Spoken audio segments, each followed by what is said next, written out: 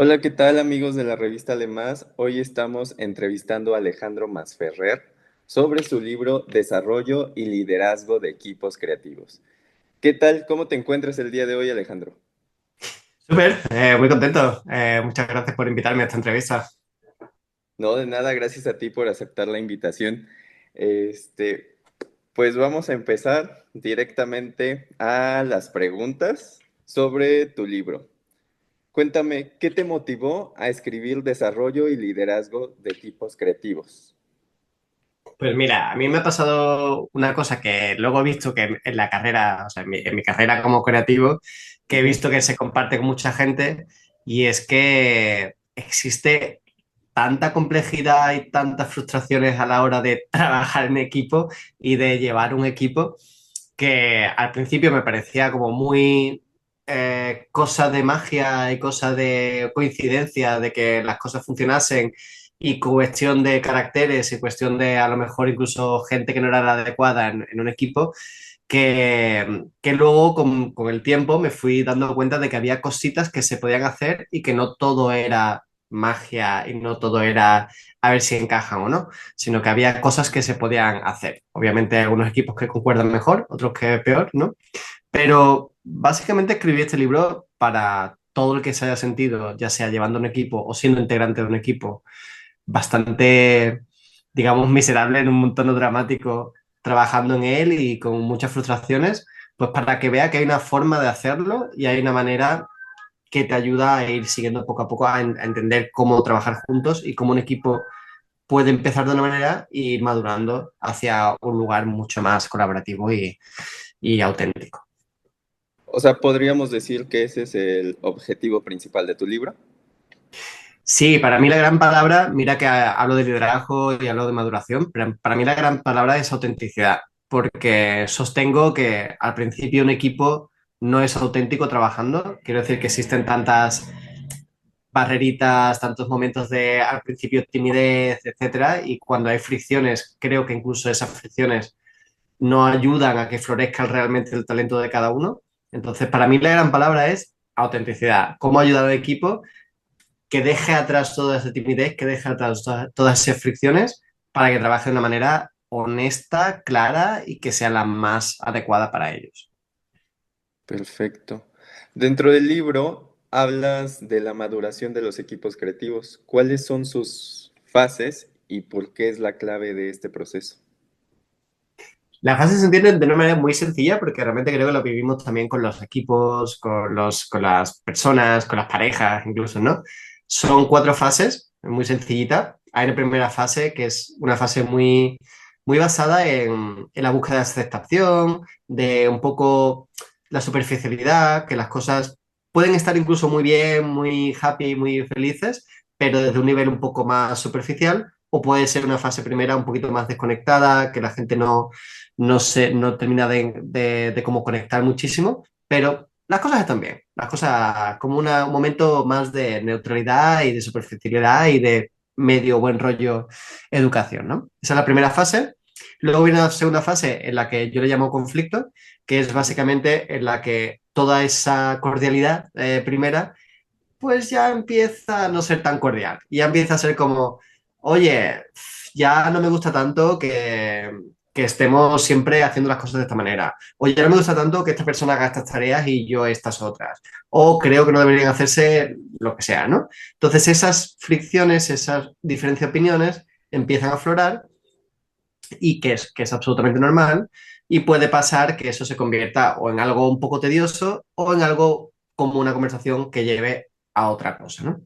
Y esa es otra cosa, sería la fase 3. La fase 3 le llamo estructura porque es una fase en la que, vale, pasamos de la timidez a un poco ese enfrentamiento, confusión, ahora como, vale, ya nos hemos hablado, ya nos hemos empezado a mostrar las cartas, a ver quiénes somos, y ya esa carta empieza a moverse y a generar una estructura como más clarita y más adaptada a la gente que hay y a los proyectos que estamos haciendo. Y la última fase sería la fase en la que la gente y el equipo ya no mira por los proyectos que simplemente salgan, sino que mira por los detalles, la excelencia, ya busca cómo hacer maneras de mejor manera, más rápido, si te piden aquí, llegar acá, ¿no? Pero eso lo consigue solamente un equipo que es muy maduro.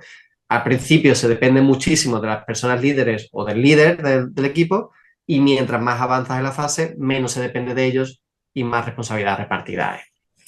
Y, por cierto, explico esto de forma lineal y sí que un equipo puede ir creciendo de forma lineal, pero primero, todo el mundo empieza la fase uno, no tienes por qué llegar a la fase 4 ni a la 3 ni a la 2, puedes quedarte 5 años enteros trabajando en fase uno con tu equipo, pero si pasan cosas, vas subiendo, siempre de paso en paso. Y, eso sí, puedes caer, pero caer sí puedes caer como 2 o 3 pasos atrás. Sí, justo era lo que te iba a comentar, que en tu libro haces eso, ¿no? O sea, de que puedes estar en la última fase y de repente otra vez estás en fase uno y siento que son momentos como que pasan tan rápido que te quedas pensando, ¿qué pasó? ¿Por qué estoy otra vez aquí? Y Mm. eso se me hizo muy, muy curioso porque, pues así es. O sea, así es en los trabajos y así es en la vida. Entonces, estoy totalmente de acuerdo con eso que dices dentro de tu libro y también en la parte de aceptación, donde mencionas los chupitos de tequila. Es que, es que al final es lo que hay. O sea, sí, efectivamente, bueno, el tequila, que ya sabes, en España es, no sé si en México es igual, pero es extremadamente traumático.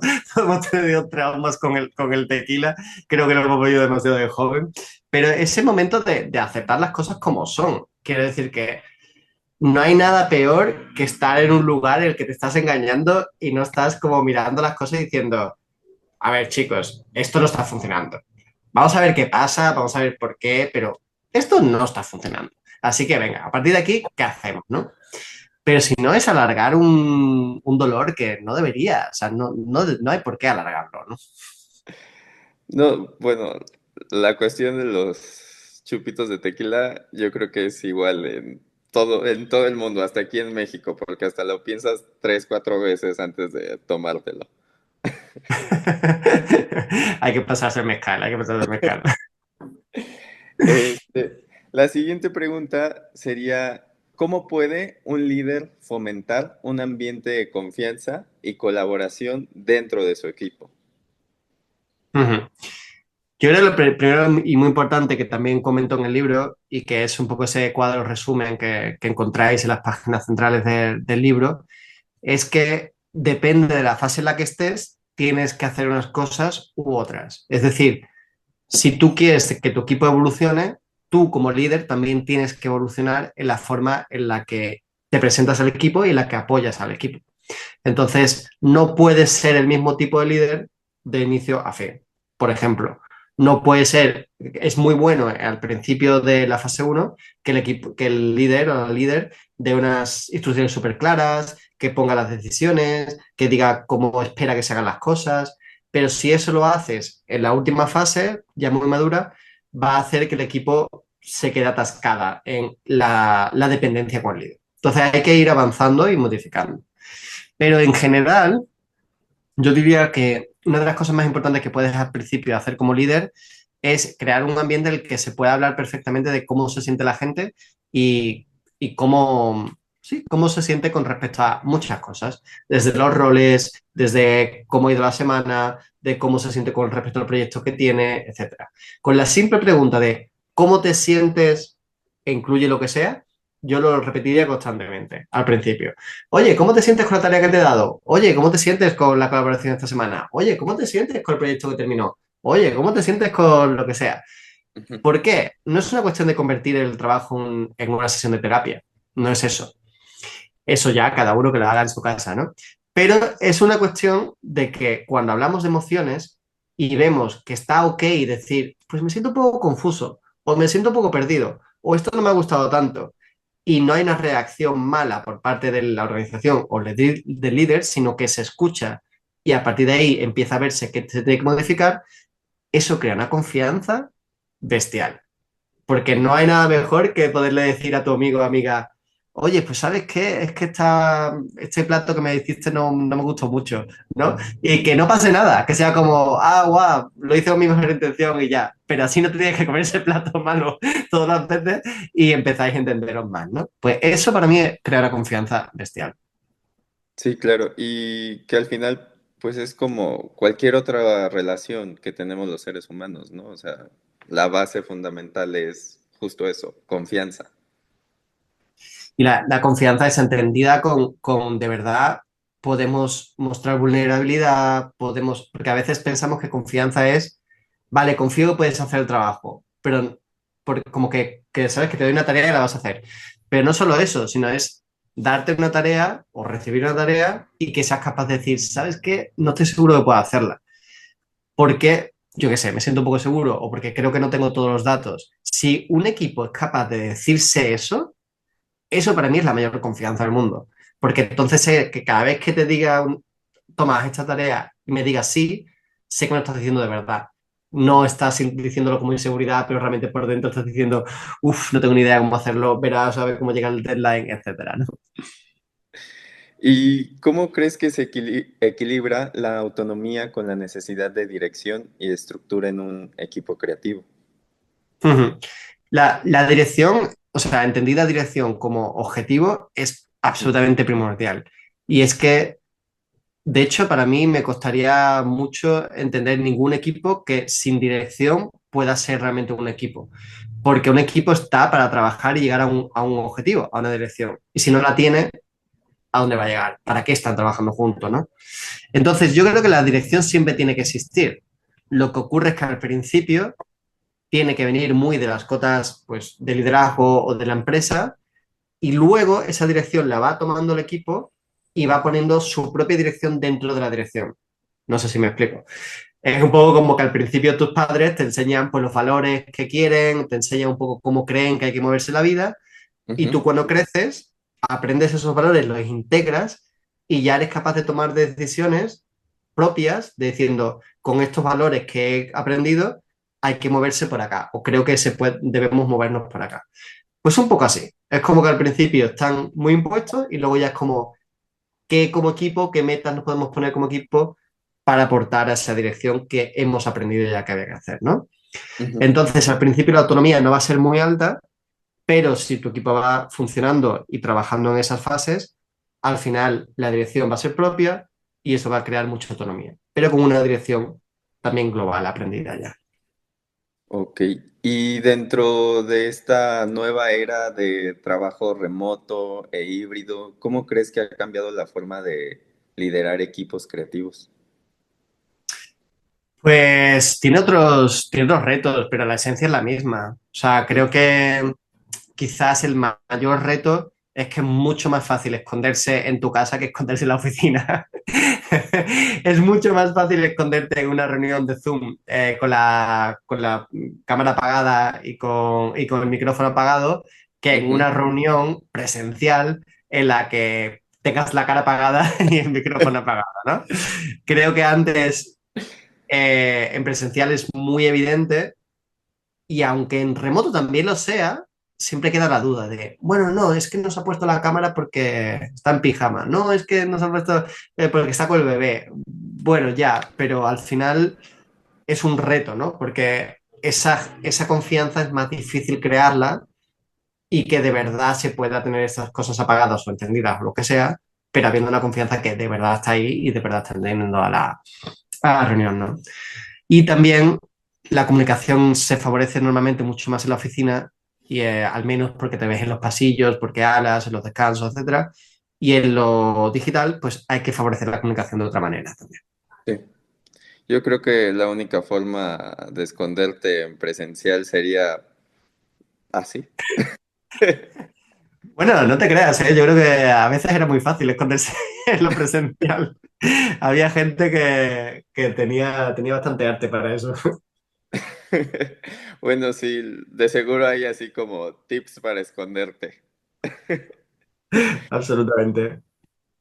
¿Y qué crees cuáles serían las señales que indican que un equipo necesita evolucionar y cómo puede un líder facilitar este crecimiento? Ujú. Bueno, yo creo que lo primero es crear como esa conciencia. Entonces, cuando te vas a tu casa con esa sensación de "Mm, no terminamos de, esto no termina de salir, hay que ver que al final tengo que agarrar yo, hay que ver que esto podría haber salido más rápido".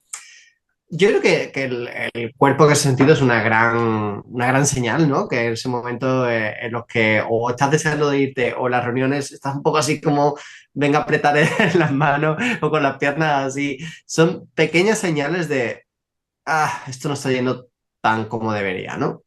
Pero si me preguntas en un sentido un poquito menos holístico, pues yo te diría que cuando los deadlines empiezan a atrasarse, Mm, cuando los proyectos no salen tan interesantes, cuando sientes que las aportaciones no son tan equilibradas o que no son tan interesantes también. Y esos son grandes señales de que el equipo necesita evolucionar. Cuando hay poca discusión en las ideas, para mí, yo amo las discusiones y creo que es un gran señal de salud de los equipos. Si discuten por una idea, sino no que yo te diga, oye, mira, se me ocurre esto y tú, vale, pues está bien. Eso me hace dar señal de aceptación y de que no hay superficialidad, etcétera, ¿no? sí. Yo creo que las discusiones deben ser apasionadas en cuanto al trabajo y de forma productiva, ¿no? Entonces, eso es lo que yo diría que son señales interesantes para mirar. Ahora, ¿cómo apoyarlo? ¿Cómo hacerlo? El gran tema, si crees que de verdad hay confianza y sientes que hay confianza, es la gran cosa que a los equipos les da muchísimo miedo y es enfrentar los desacuerdos y de verdad cómo enfrentarte a los conflictos. Hay tantas organizaciones que están diseñadas para evitar el conflicto, para evitar el, claramente las ideas no están saliendo bien, claramente los proyectos no están saliendo bien, pero bueno, vamos a actuar una sesión más, una reunión más en la que todo está bien y que no pasa nada. Cuando por dentro estás como, Dios mío, no quiero tener esta reunión o Dios mío, ¿para qué está esta persona en la sala, no? Pues te diría que la gran labor que tienes que hacer es enfrentar esos conflictos y decir, chicos, esta reunión yo siento que no está siendo la más productiva de cómo podría ser. ¿Estáis conmigo? ¿Qué podemos hacer? Ujú. Eso, eso es lo mejor que puedes hacer, sinceramente. No es fácil, pero es lo mejor que puedes hacer. Eh, Como tenía una pregunta que dice que ¿qué consejo le darías a alguien que asume su primer rol de liderazgo en un equipo creativo? ¿Podría ser esta? Pues, pues yo creo que no, yo creo que, o sea, obviamente es una cosa que terminar haciendo, pero creo que si estás en tu primer rol y estás empezando en tu primer rol como líder, diría que no tengas miedo a decir las cosas claras y a poner unos objetivos claros y unas expectativas claras. Lo Ujú, que he visto es que muchas personas suelen tender a intentar ser la líder o el líder bueno, el buena persona, el cool, el todo buen rollo, y para eso toma la estrategia de, ay, lo que tú quieras, cómo te puedo ayudar, cómo te quieres sentir mejor, y eso está genial, pero a la vez les diría, no tengáis miedo a decir exactamente las expectativas que tengáis, porque eso genera mucha claridad para el equipo. Chicos, aquí qué buen ambiente, me encanta que todo el mundo participemos, etcétera, pero quiero, y a la vez quiero decir, espero que las cosas se hagan de esta manera, este deadline tiene que ser para esto, yo quiero que tú te encargues de esto, yo veo que esto funcionemos así, empecemos así. A partir de aquí, cuando os rodee la cosa, podéis decirme qué opináis y si funciona o no funciona. Pero intenta evitar la ambigüedad, intenta evitar el todo vale, sí. porque no ayuda al equipo. Ok. Y por último, ¿algún mensaje en especial que le tengas a tus lectores mexicanos o en Bueno, general, no nada más a los mexicanos? Bueno, a los mexicanos yo creo que para los que me conocen o han seguido ya los libros anteriormente y ha venido alguna charla o algún libro, saben lo muchísimo que amo México, que necesito siempre todos los años mi viaje a México porque si no, no me quedo tranquilo. Ayer justo estaba comentando con un amigo y digo, "Buah, ya fue en septiembre la última vez y ya estaba como, "Uf, ya lo echo de menos, ya lo necesito". Pero lo que diría ahora también en serio de lo que he aprendido en México es que particularmente creo que hay algo que se puede sacar de este libro para líderes que trabajen en México, mexicanos en concreto, y es que es aprender vuestra forma de hacer, porque yo he visto muchas ganas siempre de aprender en México y muchas ganas de hacer y de ver qué pasa ahí fuera y aprender de ello. Pero yo creo que también es el momento de que no solo aprendáis de lo que se hace fuera, sino que empecéis a crear vuestras propias maneras y vuestras propias, y que confiéis en esa idiosincrasia que tenéis y en ese talento que tenéis. Entonces, en ese caso, no es tanto copiar o implementar metodologías de fuera, sino metodologías que os ayuden a sacar realmente vuestra manera de hacer y que eso también genere la escuela dentro y saque pues, todo ese talento que yo creo que hay en el país. Así que ojalá ayude esto a contribuir un poquito en que toméis también esa confianza y generéis estructuras que nos hagan aprender el resto. Perfecto, muchísimas gracias por acompañarnos, muchísimas gracias por aceptar la invitación a nuestro canal y pues a tener esta entrevista. Fue un placer haber compartido esta entrevista contigo y muchísimas gracias de nuevo. Nada, Víctor, un placer y nada, espero estar por ahí pronto presentándolo por las librerías. Acá te esperamos. Gracias.